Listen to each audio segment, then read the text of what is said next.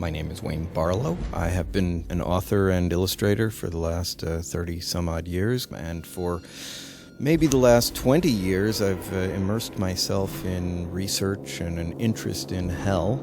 I had a fairly extensive background in biology and pretty much layer that into all of the creative creature design and character design that I've been called upon to do. When I first heard that Dante was going to be translated into a game, I was both amazed, intrigued, and thought it was a brilliant idea.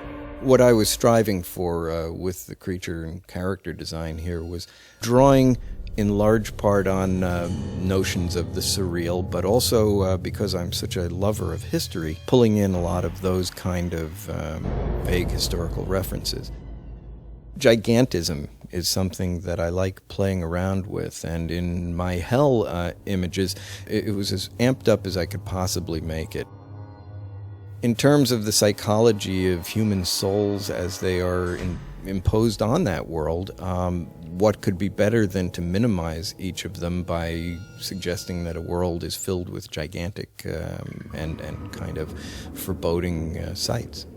When I do character design, I like doing small details to show how things work. Seeing what Cleopatra's tongue might actually work like in a game was kind of an appealing sidebar. When I started to tinker with the angels, I wanted them to look light yet powerful.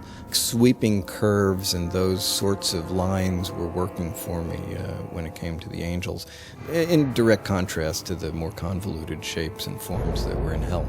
Charon was a challenge. Again, being so fond of history, I was trying very hard to harken back to an ancient look for him, either Greek or to some degree Middle Eastern on the right-hand figure.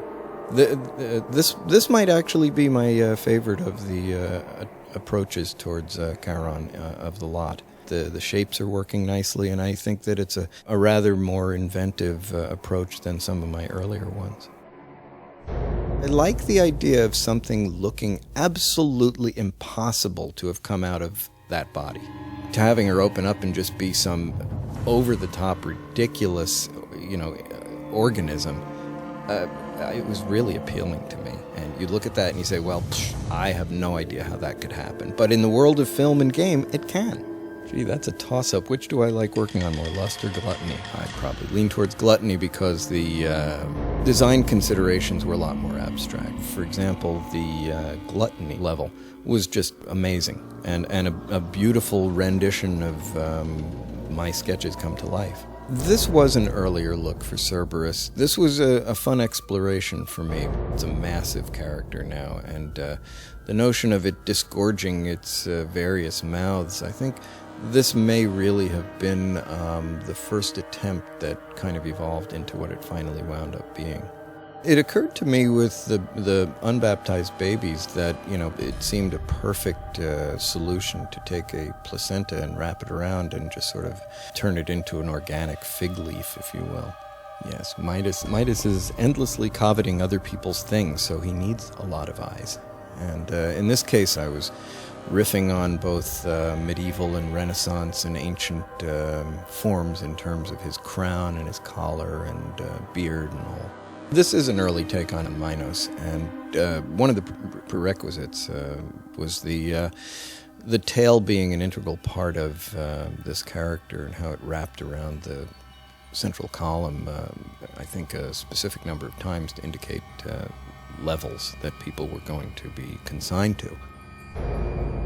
When I was thinking about the Queen, if a good idea popped into my head, then that would be where I would start. If not, I would start with the female form and then just start letting my pencil play around with it a little bit. Lines suggest themselves and turn into things. It's a very organic approach for me.